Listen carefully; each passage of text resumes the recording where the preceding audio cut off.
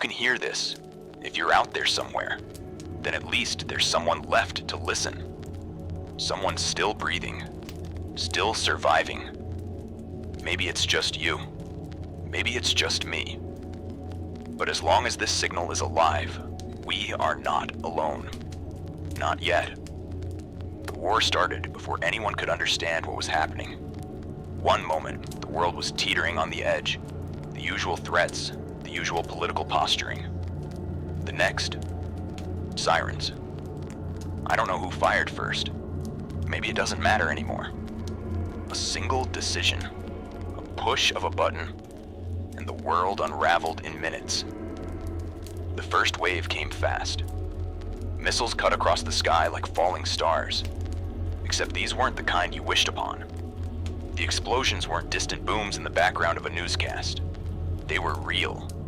They tore through the horizon. Cities turned into fireballs. People didn't have time to run. Most of them didn't even have time to scream. Washington, New York, London, Moscow, all the places we thought were untouchable, erased like they never existed. Reports were coming in faster than I could process. Emergency alerts, official statements, government broadcasts. Then nothing. The power grids failed next. The internet collapsed under the weight of 1 billion desperate searches. Phones went silent. The news stopped. And suddenly, it wasn't just war anymore. It was something else. It was survival. I saw the panic before the signal started breaking up. Roads packed with people trying to flee, trying to escape too. What? The countryside? The mountains? Did they think they could outrun what was coming? Some cities didn't get hit directly. Not yet. But they were already dying. The food was running out. The water wasn't safe. The air was thick with something I can still taste in my throat. No one knew where to go. No one knew what was safe. And then came the second wave. I don't know if it was a counterattack, a retaliation, or just another stage of the plan. But the bombs weren't just falling on enemy capitals anymore. They were hitting supply chains, roads, communication hubs. They were hitting us where it hurt the most. It's been, I don't know how long. Days? Hours? Time doesn't mean much anymore. The sun hasn't risen the way it should. The sky is thick with smoke. It turns everything into a sick, reddish haze during the day. At night, it's worse. The fires on the horizon make it look like the world is still burning. Maybe it is. People say nuclear winter is coming. That the dust and ash will choke out the sun. That the heat of the bombs will give way to ice. That we will freeze before we starve. I don't know if that's true, but it sounds right. It sounds like something we deserve. The government tried to keep control. At first, there were emergency broadcasts, military orders, safe zone instructions. But those signals are gone now. Either the ones giving them are dead, or they've realized there's no one left to listen. I tried scanning through the frequencies. Just static. Maybe there are others out there like me, trying to reach someone, anyone. But the silence is growing. The cities are dead now, even the ones that weren't directly hit. The roads are dangerous, not just because of the wreckage and debris, but because of what's left of the people. There were rules before. There were laws. There was order. But war burns all that away. And when there's nothing left to lose, when there's nothing left to hold on to, people become something else. I heard stories before the lines went down. Convoys disappearing. Towns turning people away at gunpoint. Desperate refugees freezing to death on highways. Their bodies becoming part of the endless traffic jams of the dead. This war isn't fought just with bombs anymore. It's fought with hunger, with cold, with desperation. I don't know who won. Maybe no one did. Maybe that's the point. If you're out there, If you can hear this, I don't have answers. I don't have hope to give you. But I can tell you this: stay away from the cities. There's nothing left there for you. Stay moving, but don't trust the roads. Don't trust anyone who isn't already by your side. And most of all, don't give up. Not yet. The world hasn't finished ending. Not yet. But it will. I don't know how much time we have left before the last embers burn out, before whatever's left of this planet finally freezes over. Maybe days, maybe weeks, maybe months. But the way things are going, I don't think we'll be around long enough to find out. The second wave of attacks left the survivors scrambling. The ones who weren't killed by the blasts, the fires, or the shock waves had to deal with something worse: each other. The first few days, people clung to the idea that rescue was coming, that governments would regain control, that somewhere, someone still had a plan. But plans don't survive in war. I've seen what happens when the rules disappear. People lose themselves. They turn into ghosts of what they used to be. Some are just trying to survive. Some don't know how. And others are taking advantage of the chaos, carving out power from the wreckage, feeding on the weak like vultures over a battlefield. The roads aren't safe anymore, if they ever were. Convoys have been disappearing. Armed groups are taking control of highways, ambushing anyone desperate enough to keep moving. I've heard stories of people being stripped of everything: food, supplies, weapons, left on the side of the road to die in the cold. Some aren't even given that mercy. Cities that weren't hit directly are falling to riots, fires, starvation. At first, people looted stores, pharmacies, gas stations, but those ran dry quickly. Now they're breaking into homes. There's no more police, no more military, at least none that aren't already fighting for their own survival. And the worst part? The sky. The sun isn't shining like it used to. The smoke from the bombings, the fires, the devastation. It's thick, clogging the air, dimming the light. Daytime feels like evening. Evening feels like the end of time itself. Scientists, what's left of them, are calling it nuclear winter. That's what happens when enough dust, enough ash, enough debris is kicked into the upper atmosphere. It blocks out the sun. Temperatures drop. Crops die. We're not just looking at war anymore. We're looking at extinction. I don't know how long I'll be able to keep broadcasting. My generator is holding, but fuel won't last forever. The cold is seeping in. It's the kind of cold that creeps into your bones, makes them feel hollow, makes you forget what warmth even is. If you can hear this, if you're still out there, find shelter. Not just any shelter. Underground, if you can. Basements, bunkers, old metro stations. The air up here is turning toxic. Radiation, fallout, whatever's been kicked up into the wind. It's in the air we breathe. Some people are trying to escape, heading south. Maybe they think it'll be warmer there. Maybe they think they can outrun what's coming. But there's nowhere left to run. The world is burning, and soon it will freeze. I tried scanning through the frequencies again, looking for something, anything, a voice, a sign of life. All I got was static. And then, something else. It was faint, buried under the noise, but it was there. A voice. It wasn't speaking English. I don't know what language it was, but it wasn't one I recognized. It wasn't a distress call. It wasn't a warning. It was just talking. Calm. Steady. Like whoever was on the other side of that signal wasn't standing at the edge of the world like the rest of us. Was it military? A government that still has power? Or was it something else? I don't know. But I'm going to keep listening. Because in all this silence, A voice, any voice, is better than nothing. I kept listening, twisting the dial back and forth, trying to lock onto the signal, but it was weak. It flickered in and out like a candle in the wind. Just a few words at a time, spoken in a language I couldn't understand. But whoever it was, they weren't panicking. That's what unsettled me the most. Every voice I've heard since the war began, every last one, has been filled with desperation, fear, anger, grief. People screaming for help, begging for answers, choking on their own words as the world collapses around them. But not this one.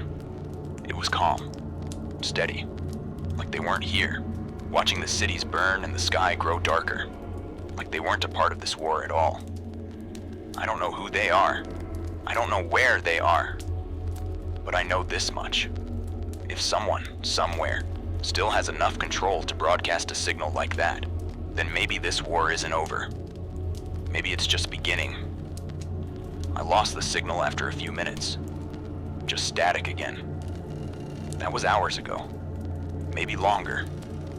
Time doesn't make sense anymore. The cold is getting worse. Not just outside. In here, too. My breath fogs in the air. Frost creeps along the edges of the equipment. The generator hums, but I don't trust it. The fuel gauge is lower than I'd like. I wrap myself in another layer. Not that it helps much. There was a time when people thought the war would be over in days. That one side would surrender, that peace talks would begin, that diplomacy would drag us back from the brink. That didn't happen. Whoever started this, whoever pressed that first button, made sure there was no going back. No ceasefire, no negotiations, no chance to undo what had been done. This wasn't about winning anymore. It was about erasing everything. And they're doing a damn good job of it. The reports, before the networks went down, spoke of mass evacuations that never made it out. Highways turned into graveyards of abandoned cars and frozen bodies. Entire city blocks vaporized in the first strikes. But it's the ones who survived that I worry about. Because survival does something to people. It twists them. Makes them do things they never thought they'd be capable of. I heard a story. Before the lines went dead. A family in the suburbs. Husband, wife, 2 kids. Thought they were safe. They had food, water, a fireplace for heat. They even let in their neighbors when things got bad. Then, one night, someone knocked on their door. Not a friend, not a neighbor, someone else. They asked for help, said they were starving, freezing.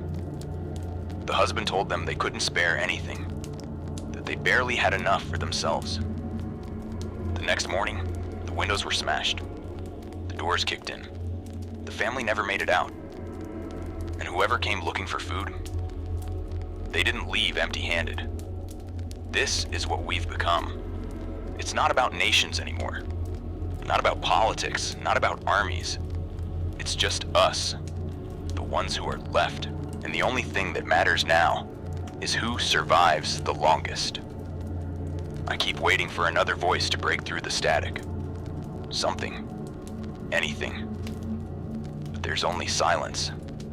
And the sound of the wind outside. It howls through the empty streets, rattles the frozen metal of abandoned cars, slips through the cracks in buildings that once held life. It doesn't stop. It never stops. I used to think silence was peaceful, that it meant safety. But now, I know better. Now I know that silence means death. It's everywhere now. Spreading. The kind of silence that presses against your ears, that makes your own breathing sound too loud, that makes every tiny noise feel like a betrayal. I don't know how many people are left. I don't know how many cities are still standing. The war isn't over, but it feels like it should be. Like whatever started, this has already done what it set out to do. And yet, there's still movement. There are still people out there, trying to survive. I saw them earlier, through the cracks in the barricades. A group of 5, maybe 6, wrapped in layers of scavenged clothing, moving slow, careful, guns slung over their backs. They weren't military, just survivors.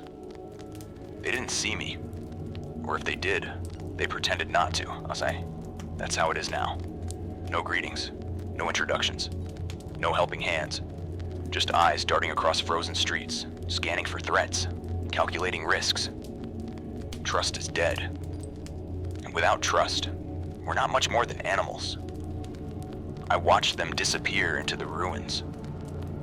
Maybe they have a safe place to go. Maybe they don't. Maybe they won't make it through the night. The cold is getting worse. I don't know if it's just me, if it's just my body slowing down, or if the world is truly freezing over.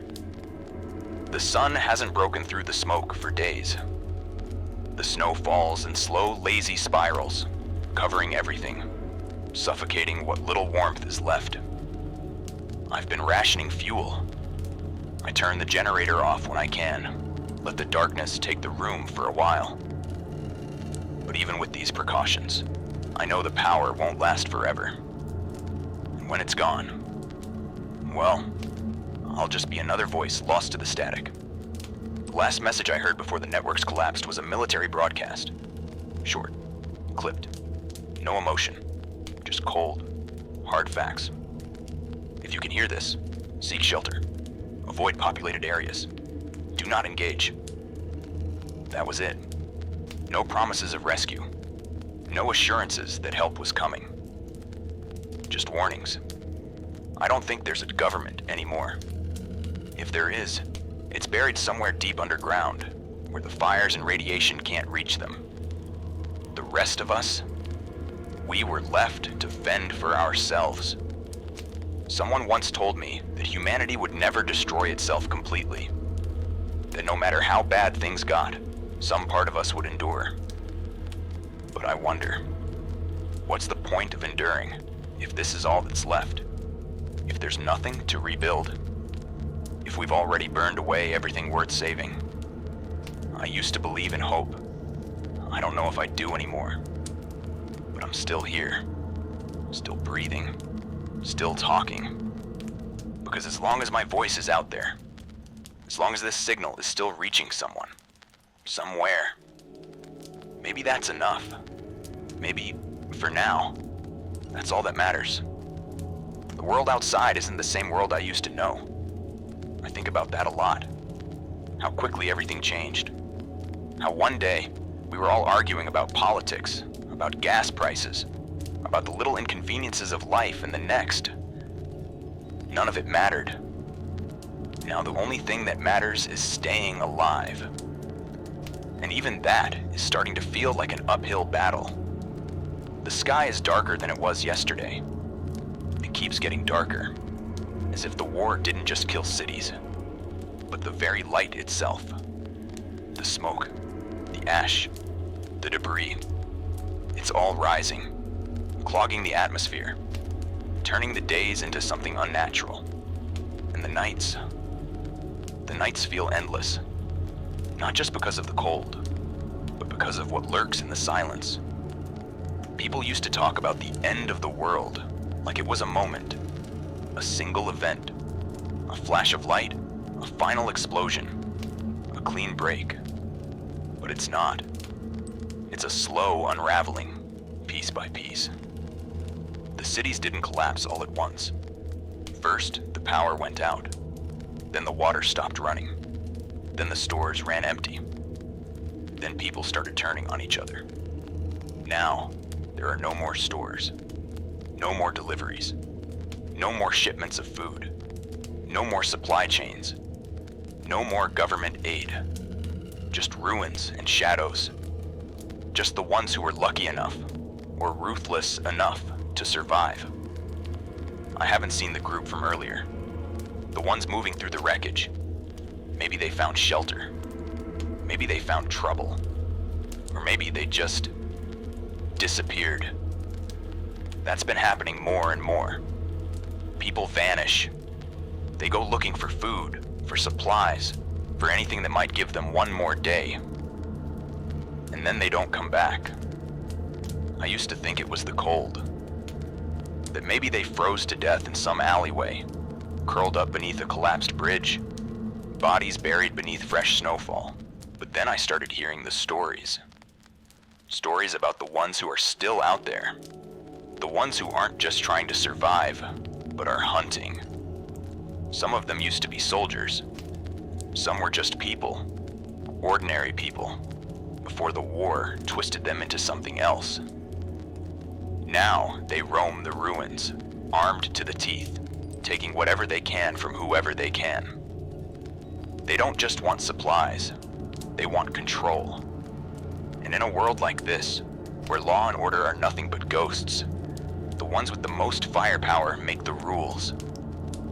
I heard a transmission a few nights ago. It was brief, barely a whisper beneath the static. Stay away from the highways. That was all they said. I don't know who it was.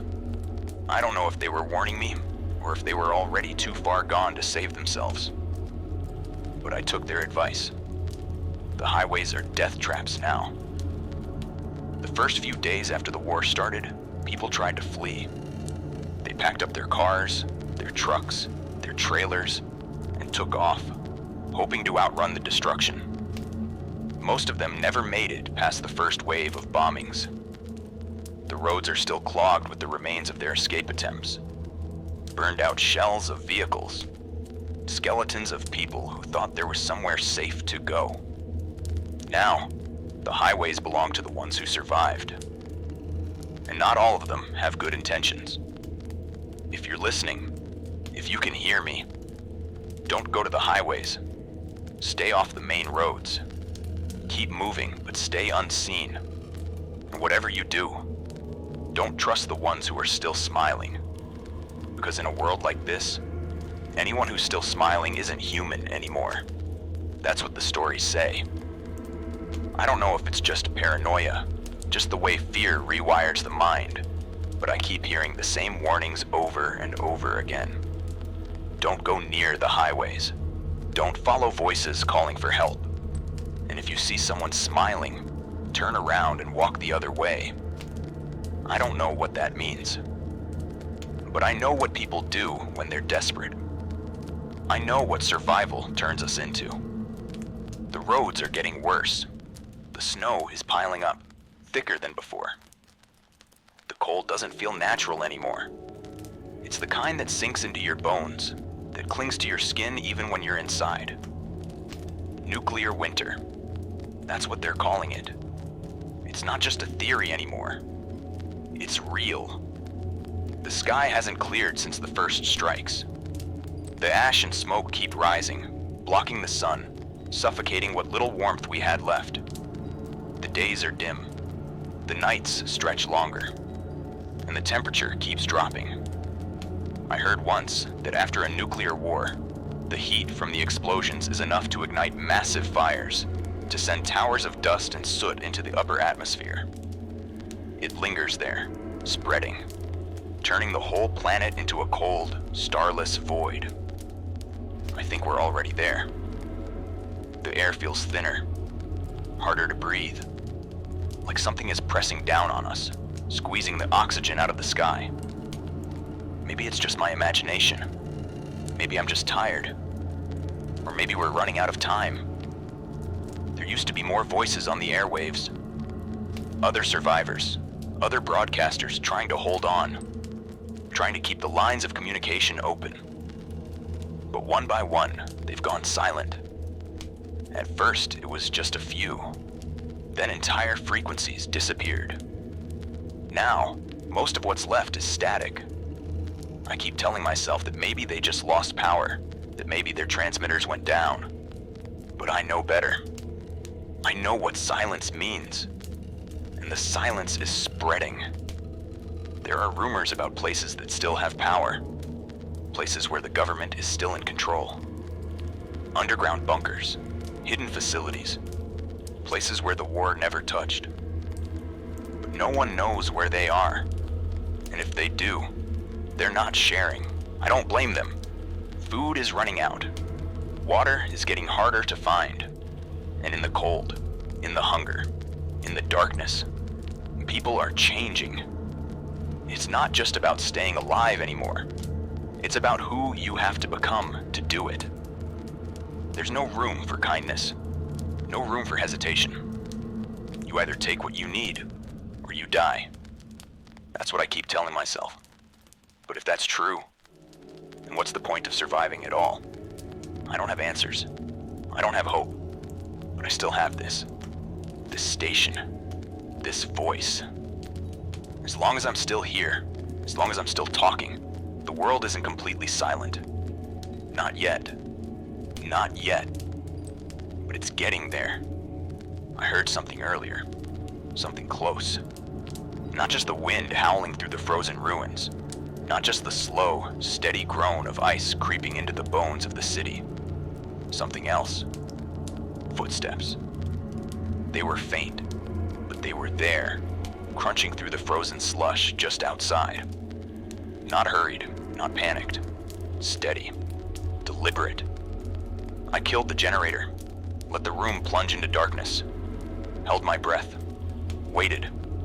The footsteps stopped, right outside. Whoever it was, they knew I was here. I reached for the pistol I keep by the console, the one I haven't had to use yet. My fingers were stiff from the cold, but I wrapped them around the grip, held it tight. A long silence. Then, knock. Just one. Sharp, hollow. Not the desperate pounding of someone looking for shelter. Not the frantic hammering of a survivor begging to be let in. Just a single, measured knock. I didn't move, didn't breathe.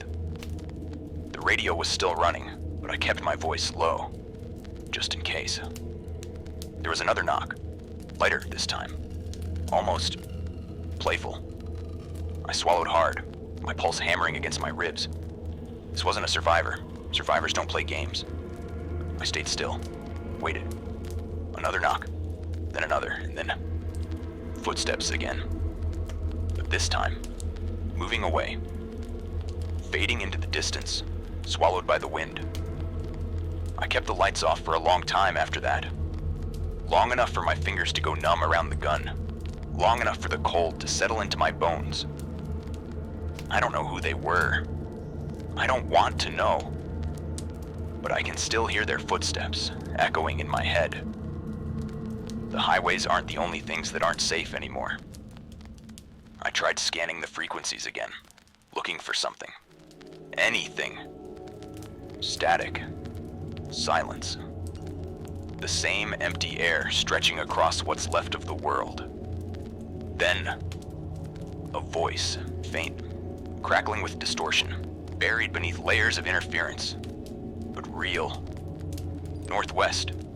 Safe. Supplies. Bunker. Moving east. That's all I caught before it cut out. It wasn't much, but it was something. I don't know if I should believe it. I don't know if it's a trap. But right now, I don't have a choice. I need fuel. I need food. I need to know that I'm not the only one left. So I'm going to try. I'm going to find them. And if I don't come back, well, at least I'll know how the story ends. I've packed what little I have. Some canned food, the last of my bottled water, a flashlight that barely works. The pistol, of course. I don't know how much use it'll be against the things lurking out there, but I'd rather die with it in my hand than without it. The generator stays. I don't have enough fuel to take it with me, and if I don't make it back, it won't matter anyway. I don't like the idea of leaving the station. It's the only place that's felt even remotely safe since the war started. The thick concrete walls, the heavy doors, the radio console humming in the darkness. It's been my entire world. My only connection to whatever's left out there. But staying here means starving, freezing, and I'm not ready to die yet. The signal said northwest. That's all I have to go on. A direction, A whisper in the static. A promise that may already be broken. I don't expect the journey to be easy. I expect it to be hell. The first thing I notice when I step outside is the cold. It's worse than before. The kind that makes your lungs seize up, like you're inhaling needles with every breath. I pull my scarf higher over my mouth, keep my head down, and move. The city is quieter than ever. No engines rumbling, no distant sirens, no voices. Just the wind and the sound of my boots crunching through the frozen sludge. I stay close to the buildings, moving between alleyways, keeping to the shadows. The last thing I need is to be seen. I don't know who's still out here, but I know what desperate people do.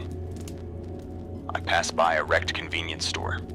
Windows shattered, shelves ransacked, the floor covered in dried blood. Something was killed here. Or someone. I don't stop to check. Further ahead, I spot the remains of a convoy, a tangle of military vehicles half buried in snow. The metal is twisted, blackened by fire. Bodies still strapped into their seats. I don't stop there either. I keep moving, heading northwest, toward the signal. It happens fast. Too fast. 1 second, the street is empty. The next, there's movement. Shapes emerging from behind burned out cars, stepping out of doorways, blocking my path. 5 of them, maybe 6. They don't say anything. They don't have to. I see the weapons in their hands. Knives, pipes, a rifle with no strap. One of them steps forward, tilts his head, smiling. I remember what they said about the ones who are still smiling.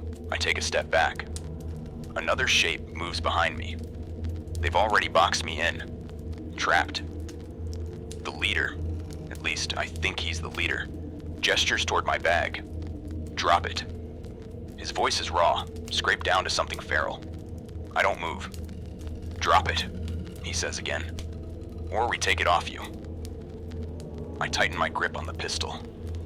My fingers are stiff from the cold, but I force them to hold steady. I don't have enough bullets for all of them, but I might have enough for one. And sometimes, that's all it takes. The leader's smile fades. He sees the gun now, sees the look in my eyes. For a second, no one moves. Then someone lunges. I fire. The gunshot is deafening in the silence, a crack that echoes off the empty buildings. The man closest to me staggers, clutching his side, red spilling into the snow. Then the others rush forward. I run. I don't look back. I don't know if they're still chasing me, if they're waiting for me to collapse from exhaustion. I just run, lungs burning, legs screaming, slipping on the ice but never stopping. I keep running until the city is behind me, until I'm alone again, with only the wind and the cold. Northwest. I have to keep going, because if I stop now, I won't get back up. But I do. Somehow I keep moving. My legs feel like they're filled with lead. My breath is ragged, but I don't stop. I don't dare stop. The cold is trying to sink into my bones, slow me down, drag me under. I can't let it. I have to get back. The signal was a lie. There was nothing northwest. No bunker. No supplies. No safe haven. Just ruins. Just empty streets buried under snow. Buildings crumbling under the weight of ice. And the ones who waited in the shadows, who preyed on those desperate enough to believe there was still something worth finding. I was lucky. That's all it was. Luck. If I hadn't fired that shot, if I hadn't run fast enough, if I had hesitated even a second longer, I wouldn't be breathing right now. I'd be another body left to freeze in the wreckage, stripped of everything, forgotten. I don't know how long it takes me to get back. My mind is slipping in and out. My body is running on instinct alone. The wind howls around me, tearing at my clothes, whispering in my ears. I keep going, one foot in front of the other, until I see it. The station. The heavy metal door, still shut tight, hidden beneath layers of frost. My safe haven. My prison. My only lifeline. I stumbled the last few steps, nearly collapsing against the door. My hands are numb, shaking as I fumble for the key. It slips once, twice. Then, click. The door swings open. Warmth, at least what little warmth is left, rushes over me. The stale, familiar air of my shelter. The hum of the generator, still fighting to hold on. I step inside, slam the door behind me. Lock it. Then I just stand there, breathing. I made it. I don't know how, but I made it. After a long moment, I peel off my layers, my soaked jacket, my scarf stiff with ice. My hands are raw, red, trembling. I look at the console, the microphone, and I know what I have to do. I sink into the chair, adjusting the mic, taking a deep breath. Then I speak. If you can hear this, I'm still here. I don't know who's left. I don't know if anyone is listening, but I made it back. Barely. There's nothing northwest. If you heard the same signal I did, if you thought there was hope waiting beyond the city, there isn't. It's a trap. There are people out there waiting for the desperate, for the lost. They don't want to help you. They want to take what you have. And if you don't have anything, they'll take you instead. I don't know what they do with the ones they catch. I don't want to know. But listen to me. If you're out there, if you can still move, if you still have a choice, stay away from the roads. Stay away from the voices calling you towards something too good to be true. Because there's nothing good left. Only survival. I should be dead. I should be lying out there in the snow. But I'm not. And as long as I can speak, as long as I can keep this signal alive, I'll keep warning you. I'll keep telling you the truth. Because the world isn't done ending yet. Not yet. I sit back in the chair, listening to my own words fade into the static. My fingers still shake from the cold, from exhaustion, from everything. But I'm alive. And as long as I have this microphone, as long as my voice can cut through the silence, I'll keep talking. I have to. It's the only thing keeping me human. I don't know how much longer this station will hold. The generator hums, weaker than before. The fuel supply is running low. The food won't last forever. But compared to what's out there, this place is a fortress. For now. I checked the doors twice after I got back. Locked them. Reinforced them. I don't know if the ones I ran from followed me. I don't know if they even care. But I can't take that chance. Not now. I saw something on the way back. Something I haven't been able to stop thinking about. It wasn't another survivor. It wasn't a trap. It was a sign. Or at least, it used to be. A road sign, half buried in snow, leaning at an awkward angle. The words were faded, but I could still read them. Shelter. 30 miles.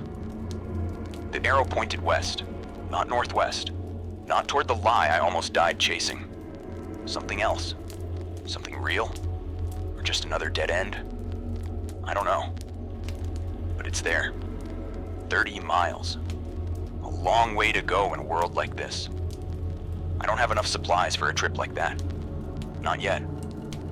But if I ration what's left, if I prepare, if I find a way to make it through the cold, through the roads, through whatever's waiting out there in the ruins, maybe. I glance at the fuel gauge. Not much left. A few more days, maybe. Then I'll have to make a choice. Stay here. Let the power run dry. Let the cold seep in. Let the silence take me. Or move. Try.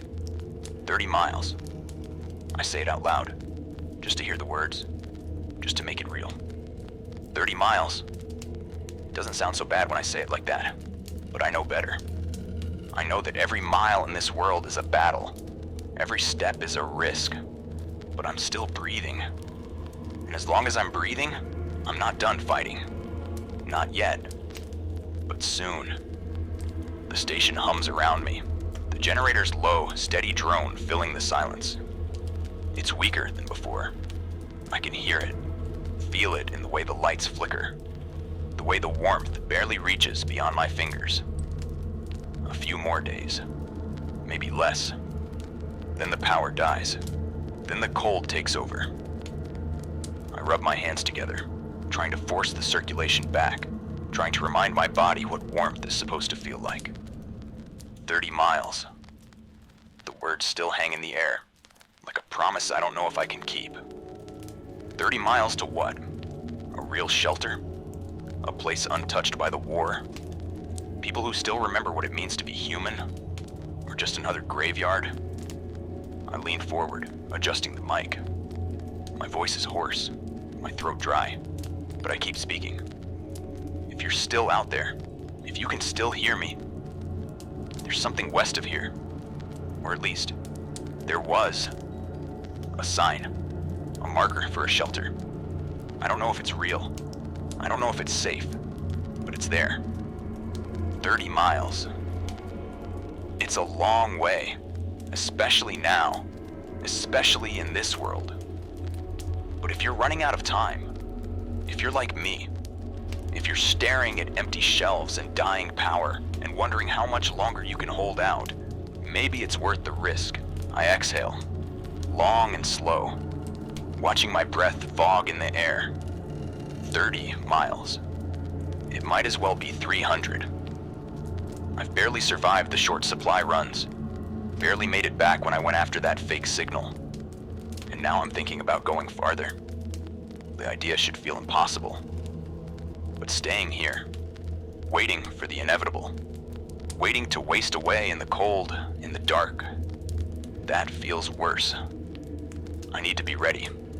I need supplies. There are places in the city I haven't checked yet.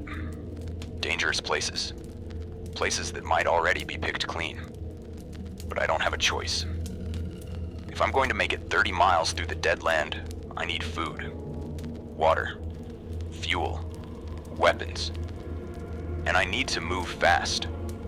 Because once the power dies, once this station falls silent, that's it. That's the end of the line. I grip the mic tighter, my fingers aching against the cold metal. If you're listening, if you're out there, I'll be back. I don't know when. I don't know how long it'll take, but I'll be back. And if I don't make it, if the signal goes dark and doesn't come back, just know I tried. Just know that, for as long as I could, I kept talking. I kept fighting. And if you're still here, still alive, still breathing, so should you. I cut the signal. Stand. Pull my coat tighter around me. And step back into the frozen world. The city isn't cold. It's burning. I step outside. And the first thing I smell is the smoke. Thick, acrid, clinging to everything. The fires from the last airstrike haven't gone out. They just keep smoldering, turning the ruins into a blackened skeleton of what was once a home, a street, a life. My boots crunch over shattered glass and spent shell casings. Somewhere, in the distance, gunfire echoes through the empty streets. Sporadic, scattered. Not a battle, not anymore. Just the remnants of one. The war hasn't ended. It's just moved on. I stick to the alleys, keeping low. The main roads aren't safe. Too open, too exposed. The last time I walked one, I nearly got picked off by a sniper. I won't make that mistake again. The markets are empty. The store shelves stripped bare weeks ago. What's left is either burned or trampled under the boots of soldiers, scavengers, looters, whatever you want to call them. It's not about nations anymore. It's about who has the bullets and who doesn't. I move fast. The goal is simple. Get supplies, get back to the station, survive one more day. But nothing is simple anymore.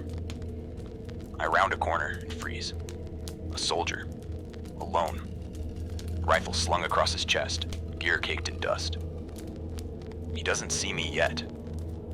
He's too busy searching a wrecked car, maybe looking for food, maybe just out of habit. I don't know which side he's on, and I don't care. Because in this war, the uniform doesn't matter. The only thing that matters is who shoots first. I grip the pistol, steady my breath, think. I could take him out. One shot if I'm lucky. But if I miss, if he's not alone, this alley could turn into a death trap. Then, movement behind him.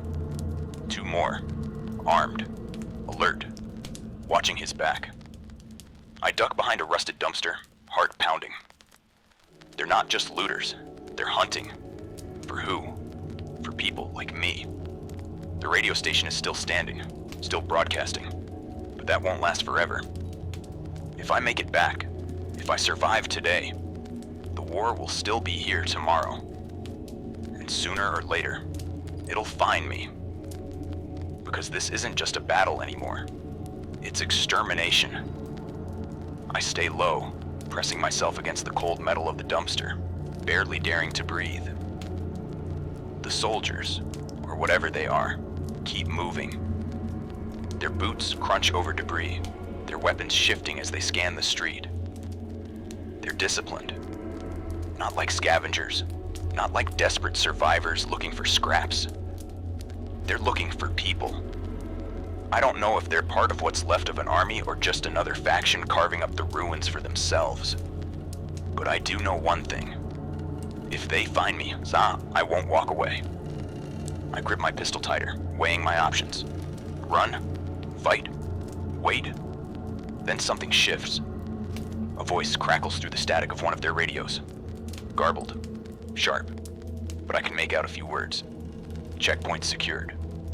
Orders remain the same. Eliminate all non-combatants. No exceptions. Eliminate. Not arrest. Not relocate. Eliminate. I feel my stomach twist. They're not looking for resistance fighters. They're not here to maintain order. They're here to wipe the slate clean. One of them turns, looking in my direction. I don't think. I move. Gunfire rips through the alley as I sprint, my feet barely gripping the shattered concrete. Bullets snap past me, punching into the brick walls, ricocheting off metal. They know I'm here. I hear them shouting, giving orders, spreading out. Boots slamming against the ground, the clatter of magazines being loaded. I throw myself around a corner just as another burst of gunfire shreds the air behind me. I don't stop moving. I can't. I weave through the wreckage, dodging overturned cars, leaping over collapsed storefronts. My lungs burn. My muscles scream. But if I stop, I'm dead. Then I see it. A building ahead, half destroyed, barely standing, but it has a doorway. An opening. A chance. I dive inside, nearly tripping over the rubble, crashing into a rusted filing cabinet. Dust explodes into the air as I hit the ground, my ears ringing, my body aching. For a second, I just lie there, sucking in breath, heart hammering in my chest. Then, footsteps. They're coming. I force myself up, shaking, gripping my gun so tight my fingers go numb. I scan the room. Desks overturned, papers scattered. A stairwell, leading down. A basement. I bolt for it, slipping through the door, barely making it down the crumbling steps before I hear them enter the building above. They're close. I crouch in the darkness, pressing myself against the wall, trying to slow my breathing. I can hear them moving, hear the click of their rifles as they search. One of them speaks. Low. Controlled. He didn't get far. I grip my gun, force myself to stay still. The stairwell is open. If they come down, if they find me, I tighten my jaw. One shot, maybe two if I'm fast enough. That's all I've got. The footsteps grow louder, closer. Then, a voice crackles over their radios again. New orders. Pull back to Sector 4. Airstrike inbound. Airstrike? I barely have time to process the words before I hear them start moving. Boots retreating. Voices snapping orders. Then they're gone. The building above me is silent again. I exhale, shaking, my fingers still locked around the pistol. Airstrike. I need to move. I need to move now. I don't waste time. I climb back up the stairs, gun still in hand, scanning the ruined office as I move. The soldiers are gone. But the sky outside is different. The distant sound of jet engines rolls over the city, low and heavy. It's coming. I break into a sprint, pushing through the wreckage, ignoring the pain in my legs, in my ribs. I take the back alleys, cutting through side streets, avoiding the main roads. The radio station isn't far now. I just have to make it. The first explosion hits behind me. The shockwave knocks me forward, slamming me into the pavement. My ears are ringing, my head is spinning, but I push myself up, force myself to keep going. Another explosion. Closer. The air is thick with smoke, fire, debris. Buildings collapse in slow motion, sending clouds of dust into the sky. I can barely see. I don't stop. I stumble forward, legs burning, vision swimming. Then, the station. I see it. I don't hesitate. I throw myself at the door, fumble for the key, nearly drop it before shoving it into the lock. It turns. The door swings open. I collapse inside, slam it shut behind me. For a moment, I just sit there, gasping for breath. Outside, the city is burning. Inside, I'm alive. I made it. I don't know how much time passes before I finally push myself up, legs trembling, arms weak. I move on instinct, falling into the chair, adjusting the mic. I don't have time to think. I just talk. If you're listening, I made it back. The city isn't safe anymore. The airstrikes are leveling what's left. If you're still here, still hiding, still breathing, you need to move. The soldiers aren't here to protect you. They're not looking for survivors. They're clearing out what's left. No one is coming to save us. This isn't just war anymore. This is extinction. I pause, running a hand through my hair, still shaking, still feeling the heat of the blasts outside. Then I lean forward again, voice steady. But I'm still here. And as long as the air outside is thick with smoke. The sky flickers with fire as more explosions ripple through the ruins of the city. I can feel the vibrations in the floor, even from here. They're wiping everything out. Not just military targets. Not just infrastructure. Everything. Civilians. Survivors. Anyone still breathing. I don't know who's ordering these strikes anymore. I don't know if there's even a chain of command left, or if this war is just running on momentum, killing for the sake of killing, burning what's already been reduced to ash. But I know one thing. I shouldn't have made it back. And if I don't get out of this city soon, I won't be lucky a second time. I check the fuel gauge. The generator hums, still running, still pushing my voice out into the void. But I can't stay here. 30 miles. That damn road sign is still stuck in my head. I have to believe it means something. Because if it doesn't, then there's nowhere left to go. I push the mic closer, taking a slow breath, steadying my voice. If you're still listening, if you're still alive, get out of the city. This isn't a fight anymore. It's a purge.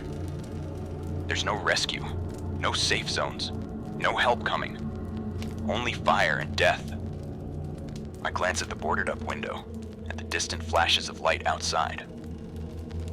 I made it back this time. But I don't know how much longer I can keep this up. There's a place west of here. A shelter. I don't know if it's real, but it's the only lead I have left.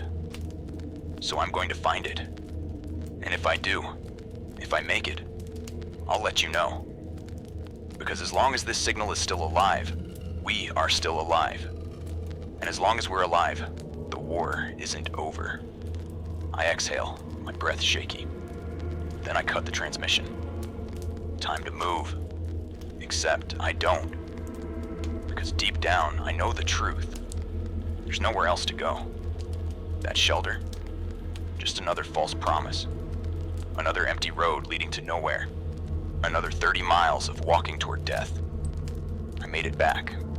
Barely. And I'm not leaving again. I grip the edge of the desk, forcing myself to breathe. My ribs ache from the sprint back. My hands still tremble from the gunfire, from the airstrike, from everything. But I'm here. And as long as I'm here, I'll keep talking. I lean forward, flicking the switch, hearing the soft hum of the transmitter warming up. The same familiar static fills the room. Then, my voice. If you can hear this, I'm still here. I made it back to the station. I don't know how, but I did. The city isn't a city anymore. It's a target. They're burning it to the ground. If you're still out there, hiding in the ruins, waiting for things to get better, they won't. But I won't lie to you. There's nowhere safe anymore. I thought about leaving, about going west, about chasing a rumor. But I can't. Not again. So this station, this signal, this is it. If you're listening, if you're still out there, this is where I'll be. And if you've got a radio, if you've got a voice, I want to hear it. Tell me where you are. Tell me what you see. Tell me I'm not the only one left. I lean back, running a hand through my hair. Silence. Then, static. And for a long time, nothing else. I close my eyes, listening, waiting. Maybe no one will answer. Maybe no one can. But if there's even one person left out there, if there's one voice still fighting against the silence, then I'll be here. And I'll be listening. The radio hums in the silence, a low, steady presence in the room. The static crackles, shifting, flickering, waiting, just like me. I lean back in the chair, rubbing at my eyes. My body still aches, the echoes of exhaustion settling deep into my bones. The adrenaline that carried me back here is long gone, leaving behind only the weight of everything that's happened. Everything that's still happening. I glance at the fuel gauge. Low. Not empty. Not yet. But getting there. I don't want to think about what happens when it finally runs dry. I push the thought aside, sit up, clear my throat, and press the mic again. Still here. Still transmitting. If you can hear me, if you're out there, talk to me. Tell me something. Anything. Even if it's just your name. Even if it's just to say that you're alive. Because if we stop talking, if we stop listening, then we might as well be dead already. The static is my only answer. I exhale slowly, feeling the weight of the quiet pressing in on me. Then, a sound. Not much. Just a flicker in the static, a brief hitch, barely there. But I hear it. And then, a voice. Faint. Broken. Just a whisper. Low? Hell? My heart pounds. I grab the dial, adjusting, fine-tuning, trying to lock onto it. Say again. Repeat. I can hear you. Another crackle. More static. Then, there. You, me? A woman's voice. Weak, but real. Someone else is out there. I grip the mic tighter. I hear you. You're coming through. Who are you? Where are you? Silence. Then, not safe. The voice cuts in and out, words drowning in interference. They're coming. The hair on my arm stands on end. Who? Who's coming?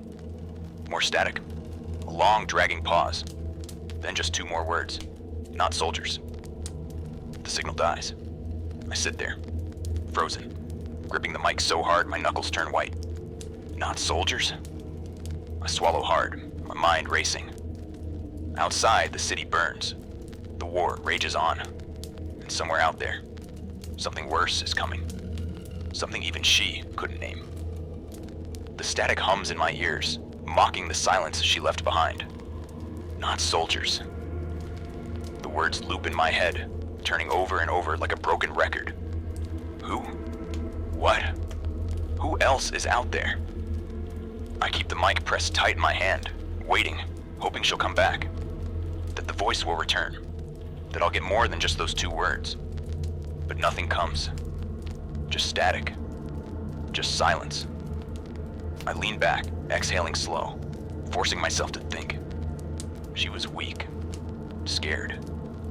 And she wasn't warning me about soldiers. The war has already burned the world down to its bones.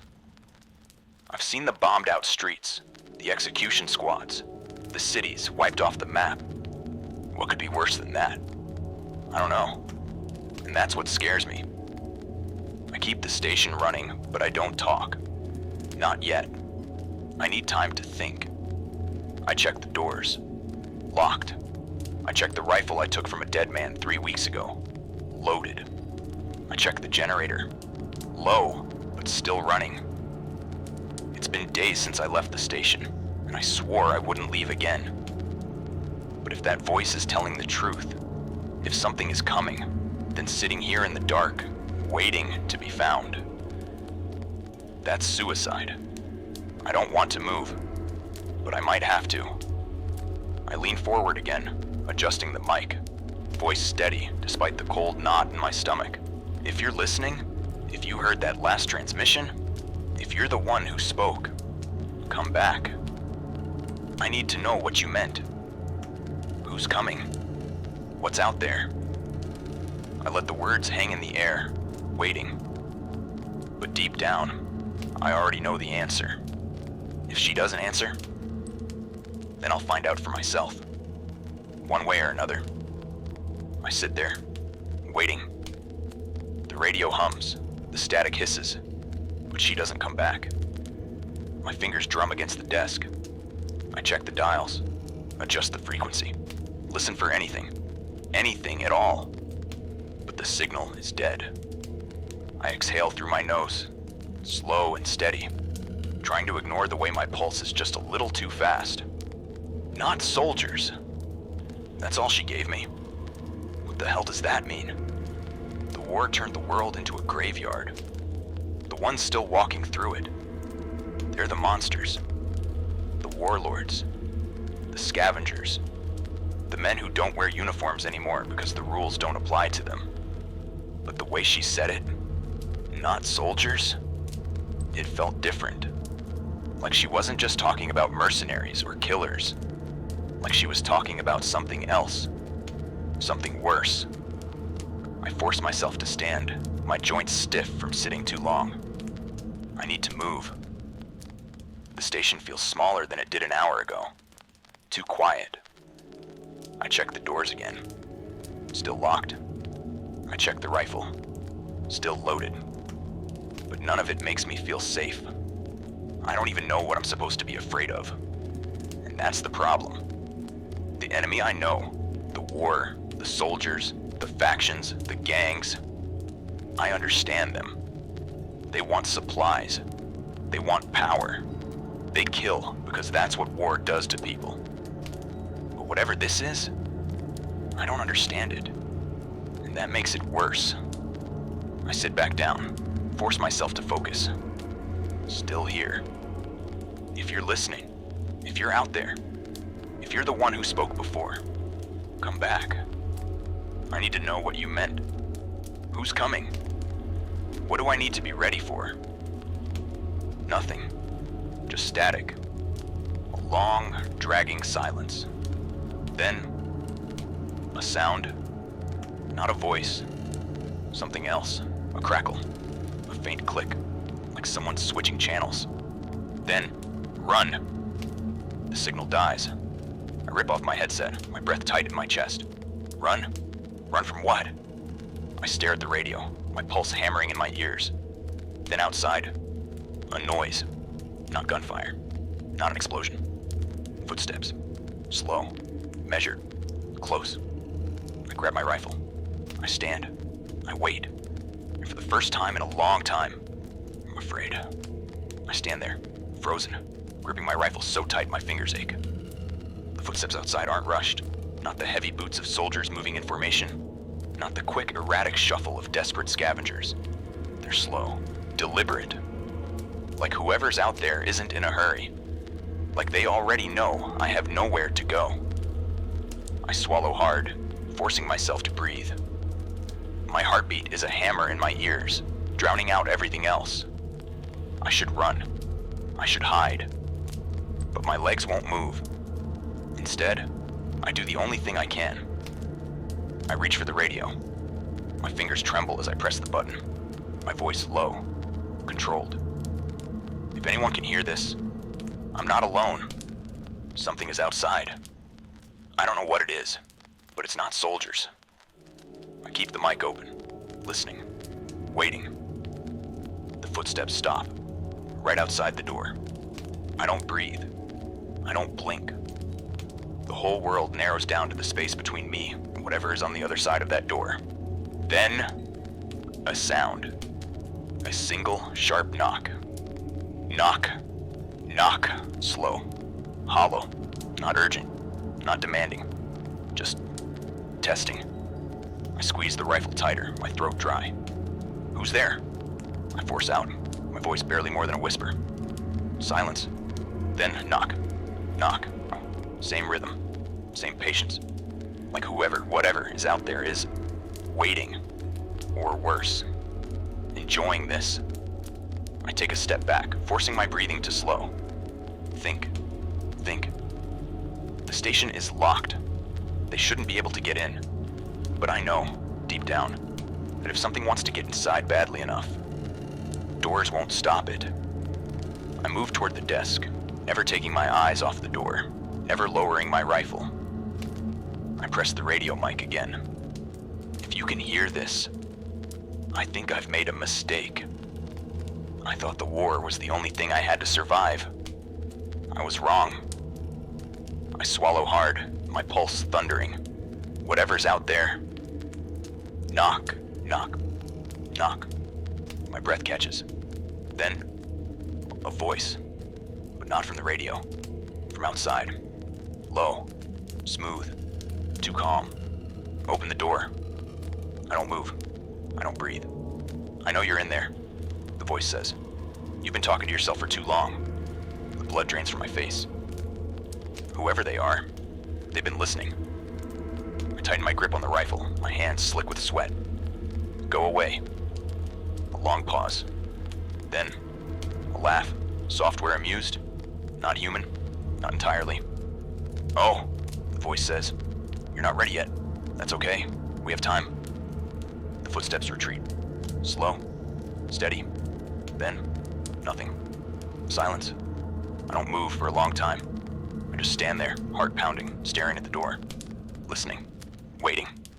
But they don't come back. Not yet. I sink into my chair, gripping the mic with shaking fingers. If you're still out there, if you can hear this, I think the war was just the beginning. The words hang in the air, swallowed by the hum of the radio. I keep listening, half expecting that voice outside to come back, to whisper through the door, to laugh again. But there's nothing.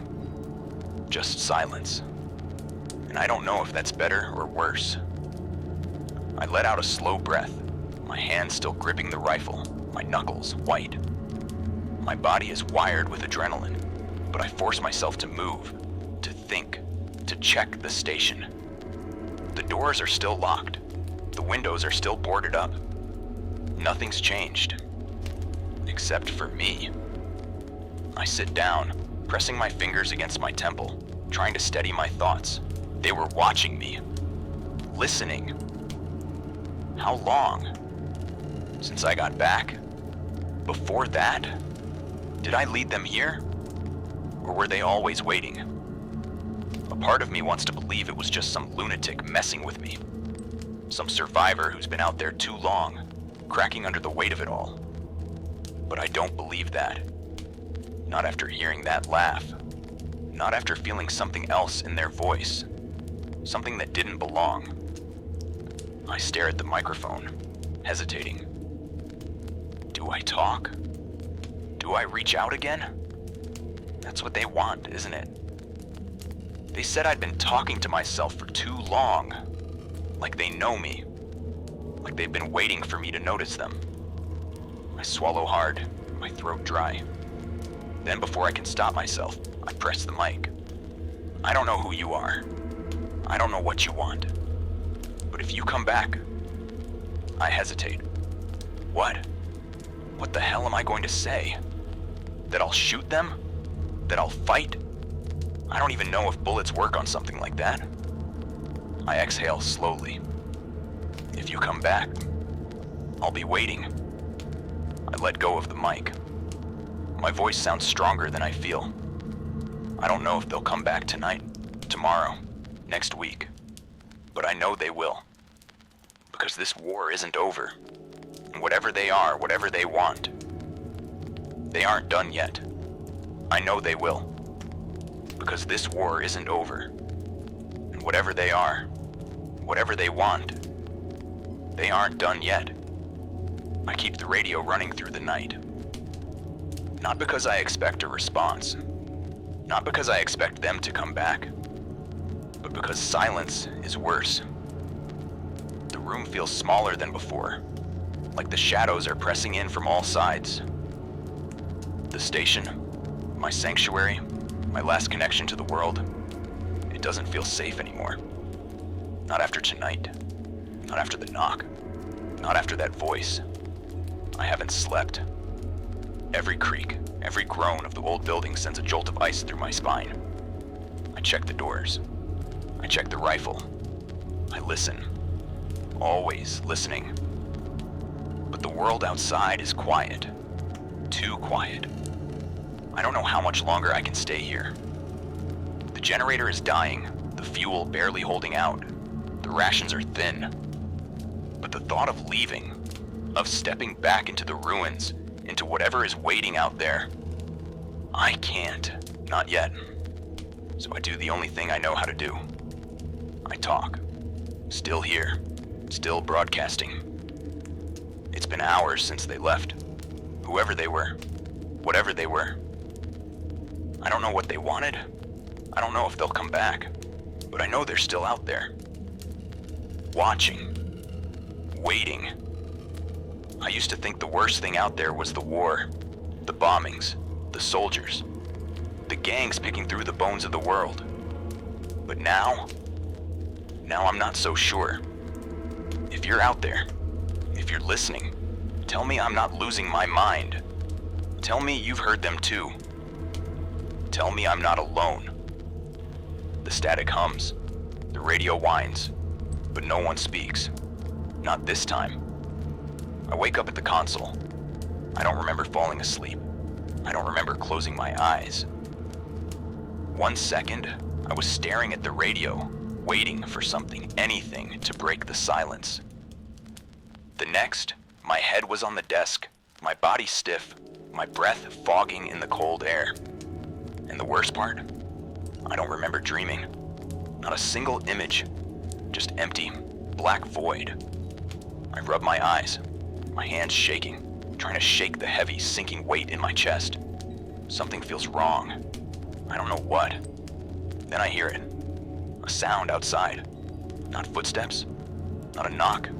Something else. Something low. A hum.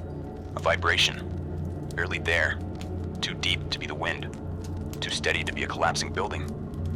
It thrums in the air, in the walls, in my bones. I grip the edge of the table, swallowing hard. The feeling is unnatural. Like the world itself is holding its breath. Then, as suddenly as it started, it stops. The silence rushes back, deafening in its absence. I reach for the mic, my breath uneven. If you heard that, if anyone else heard that, tell me I'm not alone. Tell me I'm not the only one left. Nothing. Then, static. Then, a whisper. Not clear, not loud, but real, a voice. And it says one word. Soon. I don't sleep after that. I can't. I keep the rifle close. I keep the doors locked. I keep talking, because if I stop, if I let the silence take over, that's when they win. That's when I lose. I don't know what's coming. I don't know what's waiting for me outside. But I know one thing. I'm still here. Still breathing. Still fighting. And as long as I have this station, as long as my voice can cut through the darkness, they haven't won. Not yet. I sit in front of the mic, staring at the dials, at the quiet hum of the transmission still running. My voice, the last thing tethering me to whatever is left out there. I take a breath, press the button, and I speak. If you're still listening, if you're still out there, I don't know how much longer I can keep doing this. The war took everything. The bombs, the soldiers, the fire. But that wasn't the end, was it? Something else is coming. Something worse. And I don't know what it is. But I know it's waiting. It's listening. And it's patient. I pause, running a hand through my hair, swallowing against the dry ache in my throat. I used to think this radio was a lifeline, a way to connect, a way to stay human.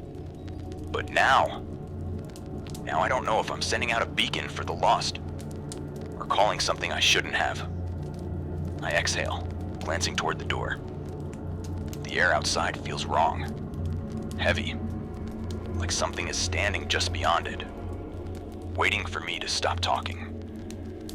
I press the mic again, voice steady. If you can hear me, keep moving, keep fighting. Because as long as one of us is still alive, as long as one of us can still be heard, the war isn't over. Not yet. I let go of the mic. The signal flickers, the static rises. Then, silence.